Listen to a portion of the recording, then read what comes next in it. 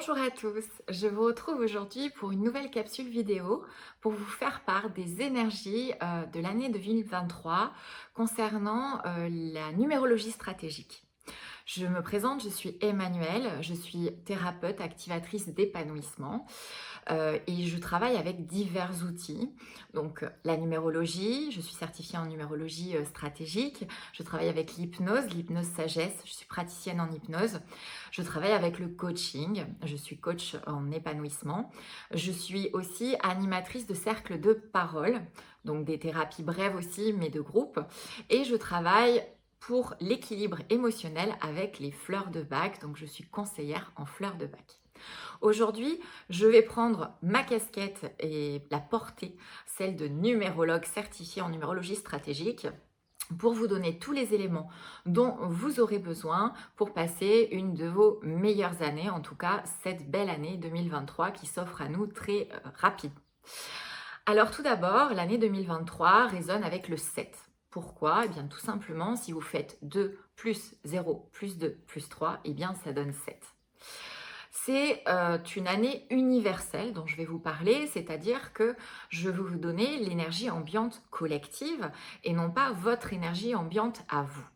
Donc, ce que je vais vous donner aujourd'hui est évidemment à combiner avec les énergies de votre année personnelle qui se calculent de la manière suivante. D'abord, votre jour de naissance, additionné à votre mois de naissance, additionné à 7, c'est-à-dire l'année 2023. Et vous réduisez automatiquement, il faut que ça tombe sur un chiffre entre 1 et 9, puisqu'en numérologie stratégique, on travaille sur des cycles de temporalité de 9 ans. Voilà déjà pour l'introduction. L'année 7, c'est la première année des 3 dernières années du cycle. Comme je vous disais, on va de 1 à 9. Et donc, les 3 dernières années, 7, 8, 9, sont des années bilan. Donc forcément, il va y avoir cette notion de bilan qui va venir s'installer dans votre année prochaine. Bilan de quoi? Eh bien, des 6 années précédentes, en fonction de ce que vous avez fait, de ce que vous avez mis en place, du travail que vous avez fait sur vous, de la situation dans laquelle vous vous trouvez. Mais voilà, le but de l'année 7, vous allez le voir, c'est vraiment de faire un arrêt sur image. Donc tout d'abord, j'aimerais vous parler du premier aspect de l'année 7 en année universelle, c'est se tourner vers le sens, vers ce qui a du sens. Et quand je dis se tourner vers ce qui a du sens, c'est se tourner vers dans tous les sens, effectivement, sans jeu de mots, dans tous les sens du terme, c'est-à-dire dans tous les domaines de votre vie, que ce soit professionnel, extra-professionnel, au niveau de vos divertissements, au niveau de vos liens, de vos relations, au niveau de votre rapport à vous-même, mais vraiment trouver du sens dans tout. Donc ça veut dire quoi? Eh bien ça veut dire comprendre, penser, réfléchir, peser le pour et le contre, analyser et évidemment cela implique un travail cérébral, un travail psychologique, un travail spirituel, un travail intellectuel et pour certains un travail même scientifique, j'ai envie de dire. C'est une année qui se passe donc, vous l'aurez compris, beaucoup plus sur le plan de la conscience que sur le plan de l'action. Cette année, elle va amener à quoi? À une remise en question décidée. En fait, c'est vraiment ce qui est impulsé par les énergies. Une remise en question décidée. J'insiste sur ce terme et vous comprendrez pourquoi par la suite.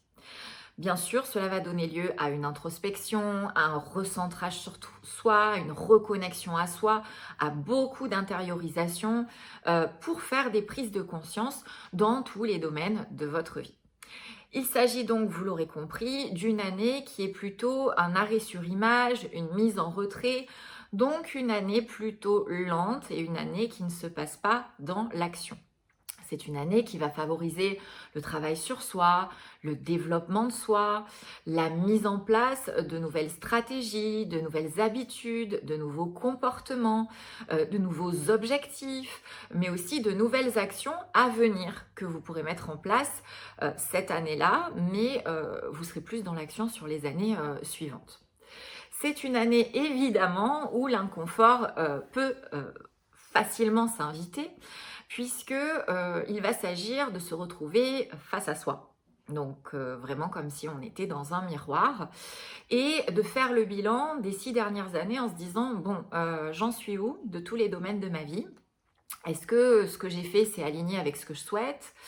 Et puis c'est, se remettre en question et se dire finalement, «Non, ça ne me convient pas» et il faut, tout dégager pour au final, reconstruire quelque chose qui me convient plus. Donc bien évidemment, votre état d'esprit va dépendre de ce que vous avez mis en place sur les 6 premières années de ce cycle. Et le but, si vraiment il y a cette remise en question et ce changement de fonctionnement décidé en année 7, c'est de finir au mieux le cycle des 9 ans. Donc c'est plutôt une remise en question favorable pour votre épanouissement et pour vous-même. Euh, Évidemment, ça va être comprendre le sens de ce que l'on fait. De ce que l'on fait au travail, de ce que l'on fait dans ses relations, dans ses liens. Et quand je dis relations, c'est vraiment au sens très large, que ce soit au niveau familial, au niveau professionnel, au niveau sentimental, au niveau amical, peu importe, sociétal, j'ai même envie de dire, peu importe, mais ce qui est important, c'est que vous puissiez aller disséquer chacune de ces choses et y compris, j'ai envie de dire, et prioritairement, comprendre le sens dans ce que vous êtes avec vous-même. Voilà. Donc comme je disais tout à l'heure, c'est un arrêt sur image qui va demander des choses qu'on n'aime pas trop, surtout dans nos sociétés contemporaines qui ne nous encouragent pas vraiment à ça, mais qui va nous demander de la patience et énormément de lâcher prise pour atteindre une certaine sagesse. Oui, en fait, l'année 7, c'est une année vraiment qui nous favorise notre ouverture à la sagesse et à la spiritualité. Le chiffre 7, il faut le savoir, en numérologie stratégique, représente le grand-père. Alors le grand-père, pas dans le sens vieux, mais dans le sens expérimenté, dans le sens sage, dans le sens expert. Donc voilà vers quoi on va vous demander de tendre en cette année 7. Il faut savoir que en plus de ça, l'année 7 va favoriser d'autres choses et notamment l'apprentissage. Et oui, quand on est en train de se remettre en question, notamment au niveau de ses centres d'intérêt, de sa profession, eh bien l'apprentissage, l'engrangement de nouvelles connaissances, la formation, le fait de se documenter, d'assister à des conférences, d'aller regarder des vidéos, de connecter avec des gens experts dans des domaines qui vraiment nous animent, cela va être quelque chose d'important et de favorisé en année 7. Mais également pour des personnes qui sont déjà devenues experts dans certains domaines, puisque cette vidéo peut être regardée aussi bien par des personnes de 20 ans qui se cherchent et qui vont être forcément dans l'apprentissage, que par des personnes qui peuvent avoir 50, 60, 70 ans et qui, elles, ont déjà trouvé leur voie, sont déjà expertes dans certains domaines. Eh bien, ces personnes-là expertes sont fortement encouragées et appelées à transmettre. Transmettre leur expérience, transmettre leur savoir, transmettre leur expertise dans les domaines qui ont du sens pour elles. Tout cela avec une immense humilité. L'année 7 appelle vraiment à l'expertise, mais dans l'humilité. Ensuite, l'année 7, c'est aussi une année où on va être clairement, mais très très clairement, encouragé à assumer sa singularité, à assumer son côté original, son côté unique.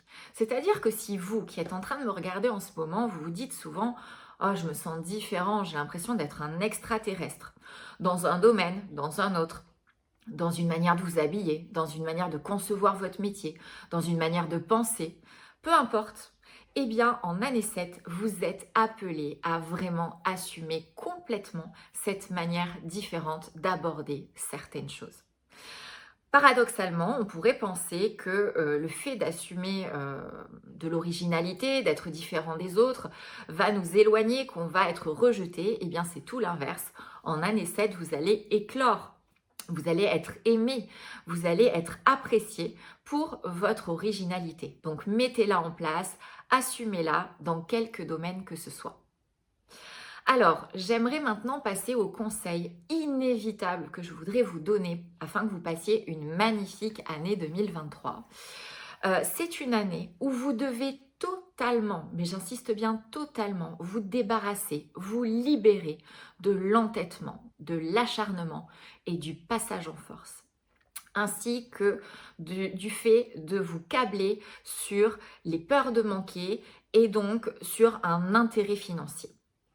En fait, tout ce que vous allez essayer de passer en force, eh bien, il va y avoir des freins, des blocages, voire des échecs. Donc, ce que vous êtes appelé à faire, c'est faire tout ce qu'il y a de bien pour arriver à votre but. Je vous donne un exemple, vous voulez tel ou tel logement, vous allez bien constituer votre dossier, vous allez vous connecter aux bonnes personnes pour pouvoir avoir cette maison ou cet appartement. Et après, vous allez lâcher prise. Si vous ne lâchez pas prise et que vous rappelez toutes les 5 minutes, que vous harcelez, etc. pour vraiment avoir, autant il y a des années où il faut faire ça, en année 7, ça va être contre-productif. Vous n'obtiendrez pas ce sur quoi vous vous acharnez. Donc il est extrêmement, mais extrêmement important de travailler votre patience et votre lâcher-prise. J'ai fait tout bien. Si je dois avoir ce que j'ai demandé, je l'aurai. Voilà. Donc vraiment, privilégiez le sens plutôt que j'ai peur du manque, j'ai besoin de sécurité matérielle, j'ai besoin d'avoir des réponses tout de suite. Travaillez votre foi et lâchez prise. Donc évidemment, c'est une année pour travailler, comme je le disais déjà tout à l'heure, la patience, le lâcher prise, votre foi en vous, mais aussi en la vie, en tout plein de choses. Évidemment, votre spiritualité. La spiritualité va donner du sens à la vie, du sens à la mort. Donc, vraiment, la spiritualité fait partie intégrante du nombre 7. Et tout ce que je suis en train de vous citer là, c'est finalement travailler votre énergie féminine, qui en général n'est pas franchement naturelle, étant donné que nous vivons dans des sociétés contemporaines qui sont câblées sur tout ce qui est performance, je vais vite, je contrôle tout, je suis dans l'action, je ne me pose jamais, bien que ça ait tendance à un petit peu évoluer ces dernières années, notamment depuis l'épisode du Covid. Donc, important pour moi de vous dire de travailler votre féminité, que vous soyez un homme ou une femme, votre énergie féminine. À travers cela, je peux vous accompagner puisque je suis animatrice de cercle de parole d'énergie féminine. J'anime un cercle par mois où je reçois un maximum de 7 personnes pour justement vous faire vous connecter à votre puissance féminine, que vous soyez homme ou femme. Donc n'hésitez pas à aller voir sur mon site ou même sur ma chaîne YouTube, vous trouverez une vidéo où j'explique comment se passent les cercles que j'anime. Reprenons donc sur la numérologie et l'année 2023, ça sera forcément une année moins évidente pour 2 profils. Je parle de ces 2 profils en termes numérologiques. Le premier profil, ce vont être des personnes qui ont une mémoire familiale 16. Alors bien évidemment, là je ne peux pas vous le dire, il faut absolument faire votre thème pour pouvoir savoir si vous avez hérité de cette mémoire familiale. Une mémoire familiale, c'est quoi? En fait, c'est tout simplement une fidélité inconsciente qui est descendue de votre lignée familiale de génération en génération. Parfois, elle a pu sauter certaines générations. Parfois, elle peut être résolue à l'âge que vous avez, mais on ne peut pas franchement le savoir avant d'identifier les choses que je vais vous dire juste après. Pourquoi la mémoire familiale 16? Eh bien tout simplement parce que 1 plus 6 égale 7. Donc on se retrouve encore sur du 7 et si vous avez cette mémoire familiale, eh bien vous aurez plus de difficultés à vivre cette année 7. Si elle n'est pas réglée, j'insiste bien. Donc là, si vous avez cette mémoire familiale 16, il s'agira de travailler votre confiance en vous, puisque c'est une mémoire familiale, quand on l'a encore, qui nous fait perdre vraiment confiance en nous. Et qui nous fait avoir un rapport à l'amour un peu particulier, puisque en général on a du mal à faire la différence entre attachement et amour, en sachant qu'on peut le faire comme ça, en se disant oui, l'attachement c'est ça, l'amour c'est ça, je le sais, mais dans la vie c'est quelque chose qu'on a du mal à appliquer. Voilà. Deuxième profil en numérologie stratégique qui peut vraiment pêcher sur cette année 7, eh bien ce sont les personnes qui ne sont pas nées avec l'outil 7 ou alors qui l'ont pris à l'envers. Alors là, vous allez me dire, ça veut dire quoi?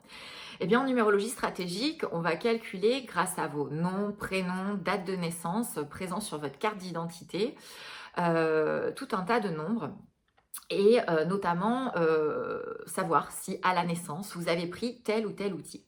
Donc métaphoriquement, je vous explique, c'est un peu comme quand vous sortez, quand vous sortez du ventre de votre mère, on vous mettait à disposition une caisse à outils dans laquelle il y a 9 outils. Alors pour vous donner des exemples, ça peut être l'outil regard sur soi, ça peut être l'outil groupe, comment je me comporte en groupe, l'outil communication, comment je communique, ou alors l'outil 7 qui est l'outil du domaine des études, du domaine de la spiritualité, de notre capacité à apprendre. Comment ça se manifeste quand on n'a pas cet outil? Là, c'est pareil, je pourrais vous le dire si vous venez faire votre thème. Mais comment ça se manifeste? Eh bien, on a peu de foi en soi, on a peu d'estime de soi, donc on manque aussi énormément on manque énormément, pardon, de confiance en soi et on subit souvent un complexe d'infériorité dans un domaine comme dans plusieurs domaines. Voilà. Donc, si vous vous identifiez à travers ces choses-là, il est possible que vous ayez soit une mémoire familiale 16, soit l'outil manquant ou pris à l'envers numéro 7. Pour ça, en tant que thérapeute, je propose de vous accompagner, d'une part, pour la mémoire familiale 16, à couper avec les fidélités inconscientes, fidélités familiales, avec une seule séance d'hypnose. Et ensuite, pour tout le reste, la confiance en soi, l'estime de soi, etc., je propose de travailler évidemment sur la connaissance de soi grâce à la numérologie, mais également sur l'estime de soi et la confiance en soi avec l'hypnose. Et notamment à travers un programme que j'ai nommé Activation et que vous pourrez retrouver aussi sur ma chaîne YouTube, présenté en vidéo. La vidéo s'appelle Comment activer sa puissance intérieure. Je vous invite aussi également à aller consulter mon site. Vous trouverez le lien juste en dessous de la vidéo dans la description. Alors, dernière petite chose à vous dire sur cette année 2023, il est important de savoir que si en année 7, vous respectez les vibrations de l'année, c'est-à-dire tout ce que je viens de vous livrer, vous obtiendrez régulièrement des cadeaux du ciel. Parce que ça fait un petit peu suite à ce que je vous disais tout à l'heure, à savoir, moins vous allez vous acharner, plus vous allez faire les choses avec humilité et de manière carrée, et plus en fait les choses vont venir à vous toutes seules. Je vous donne un exemple. Si vous êtes célibataire aujourd'hui et que vous cherchez votre âme sœur, si vous commencez à vous mettre sur tous les sites de rencontres, à vous inscrire en agence de rencontres, à solliciter tous vos amis pour sortir tout le temps, ou à leur demander de vous présenter absolument tous leurs amis pour trouver absolument l'âme sœur, eh bien là vous pouvez être sûr que vous ne la trouverez pas. En revanche, si vous décidez de faire une seule démarche, et d'envoyer ça à l'univers en disant eh bien je lâche prise, je verrai bien, il est bien possible que votre prince charmant ou que votre princesse charmante apparaisse. Vraiment, il va y avoir des cadeaux tombés du ciel en 2023 si vous respectez les vibrations de cette année 7. Voilà, donc je vous encourage vraiment à travailler le lâcher prise. Voilà, si tel n'était pas le cas, c'est-à-dire que vous n'arriviez absolument pas à suivre ces énergies, eh bien ce qui va se passer, ou alors si vous êtes en train de regarder cette vidéo et qu'on est mi-2023 et que vous dites oh là là mais moi j'ai pas du tout suivi ça, ça va se manifester de la manière suivante. Vous allez déjà avoir l'impression d'être à plat, d'être extrêmement fatigué. Pourquoi? Parce que vous vous battez à contre-courant, hein. Vous nagez à contre-courant, donc vous essayez de faire des choses qui ne sont pas dans les vibrations, qui ne sont pas dans les énergies environnantes. Donc forcément, ça va être beaucoup plus fatigant, beaucoup plus compliqué. Ensuite, vous risquez de l'isolement. Vous risquez de vous sentir incompris, rejeté, de vous renfermer dans votre caverne chez vous, ce qui n'est pas forcément agréable. Vous risquez aussi d'avoir cette sensation de prendre une énorme claque, donc de déprimer, tout simplement parce qu'au lieu d'avoir mis en place des remises en question décidées, eh bien, vous allez subir des remises en question. Puisque la vie va vous mettre face à vous des choses qui vont vous obliger à vous remettre en question.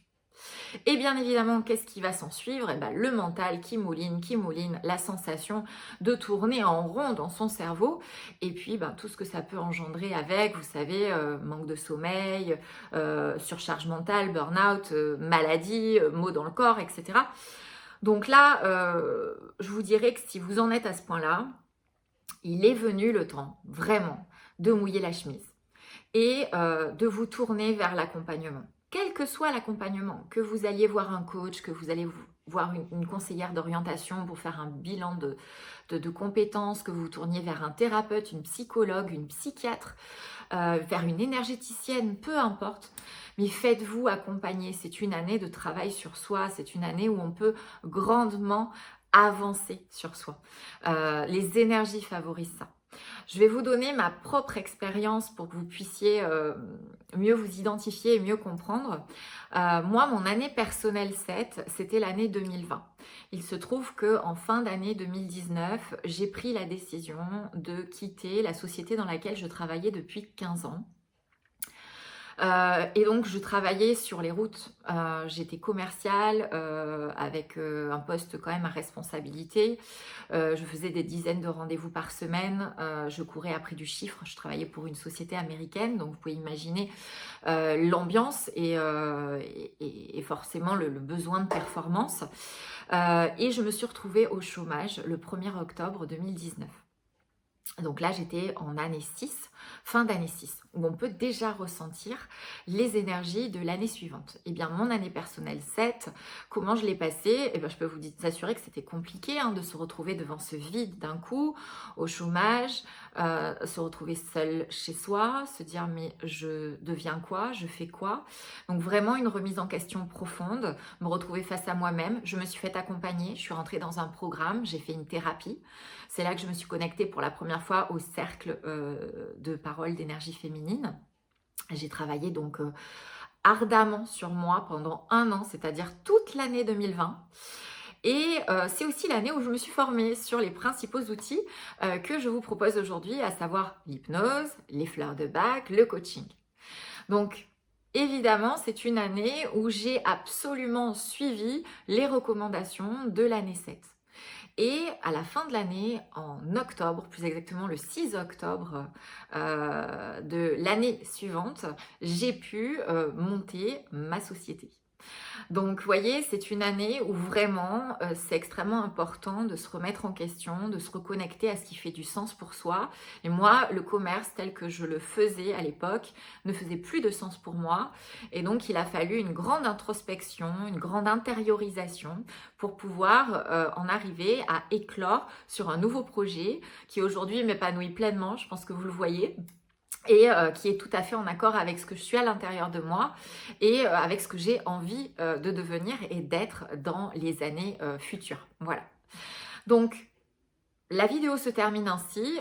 Je vous incite vraiment à faire appel à moi ou à n'importe quel autre numérologue du moment que vous sentez une énergie qui vous appelle, du moment que vous sentez de la confiance, pour pouvoir réaliser votre thème numérologique, autant au niveau de votre personnalité, c'est-à-dire des énergies qui vous animent à l'intérieur de vous, qu'au niveau de votre temporalité, c'est-à-dire les énergies qui vous animent à l'extérieur de vous et qui vous sont propres.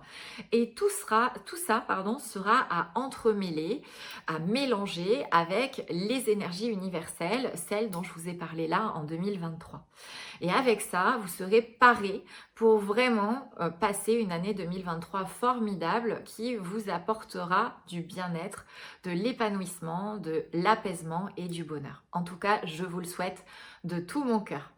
Je vous souhaite une très belle journée et je vous dis à très bientôt.